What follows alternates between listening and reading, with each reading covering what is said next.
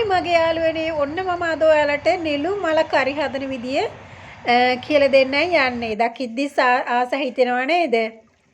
අපි නම් පුංචි කාලේ නෙළුම් මල තම්බලා කාලා තියෙනවා. හරිම රසයි. ඒක අමුතුම රසක්. හරිද?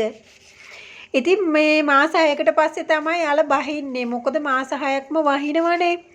ඉතින් ඊට පස්සේ මේ මන් දැන් මාස 6කට පස්සේ කුඹුරට කුඹුර වැඩ පටන් ගන්න යන්නේ. ඉතින් කුඹුර සුද්ධ කරද්දි මම නෙළුම් මල ටික ගලව ගත්තා. මොකද මං හරි ආසයි මේ වගේ ශරීරෙට අපිට ආන්ටි ඔක්සිඩන්ට් ගොඩාක් ලැබෙනවා මේ වගේ. ඒ හින්දාමයි මං මේකට කැමති. ඕන් යකෝ කෝච්චියට යනවා. මේ තමයි අපේ ලස්සන කුඹුරේ බලන්න කොච්චර ලස්සනද කියලා මේ පරිසරය.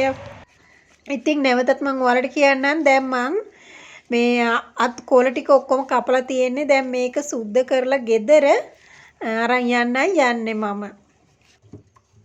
ඉතින් ගෙදර ගෙනල්ලා හොඳට මම නැවතත් වතුරෙන් සෝදලා පිරිසිදු කරලා ඔන්න කුකර් එකට දාලා වතුරක් දාලා ඒ වගේම අපි කහ චුට්ටකුත් දාන්න ඕන. මොකද විෂ තියනවා නම් අයින් වෙන්න. කහ ගොඩාක් හොඳයිනේ විෂ බීජ විනාශ වෙන්න. ඉතින් දැන් ඔන්න මම කුකරේට දාලා වහලා විසිල් 5ක් විතර ගියාට ගහගත්තට පස්සේ තමයි මම ඔන්න ඇරියේ. දැන් මම ග්ලව්ස් දෙකක් දාගෙන මේක කපන්න යන්නේ කියලා දන්නවද? ග්ලව්ස් දෙකක් දාන් ඉන්නේ කියලා දන්නවද? මොකද මේක තඹ ගත්තට පස්සේ තමයි මේකේ කහට තියෙනවා.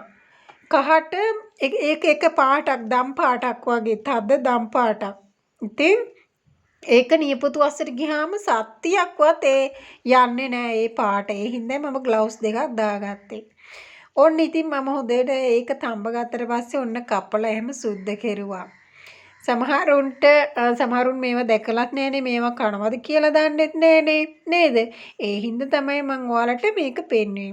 අපි එහෙනම් මේක කරි හදන්න අරන් යමු. මම දැන් ඔක්කොම සුද්ධ කරගත්තා. සමහර විට ග්‍රෑම් 350ක් විතර තියෙනවා. ඉතින් ඊට පස්සේ පුංචියට ආයෙත් මං කපා ගත්තා. ඊට පස්සේ මේ කරි හදන්න මම තවත් දේවල් එකතු කරන් තියනවා. ඒ මොනවද? ගොඩක් දේවල් නෙමෙයි. ලූණුයි, මිරිසුයි, කරපිංච ටිකකුයි, ඒ වගේම තක්කාලි පොල් ටිකක්, ඒ වගේම ඉඟුරු හීනියට කපාගෙන. එච්චරයි. ඊට පස්සේ ඔන්න මම දැන් අබ ටිකක් එහෙම දාලා හොඳට මද ගින්නේ හිමීට තඹ ගත්තා. දැන් ආසයි නේද? මේක හරීම රසයි. ඔයාලා try කරලා බලන්නකෝ නෙළුම් මල. හරීම රසයි. හරීම ගුණයි ආන්ටි ඔක්සිඩන්ට් ලැබෙනවා. හොඳේ?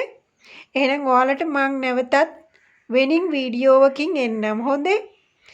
එතකන් මේ channel එක subscribe කරලා තියාගන්න. bye.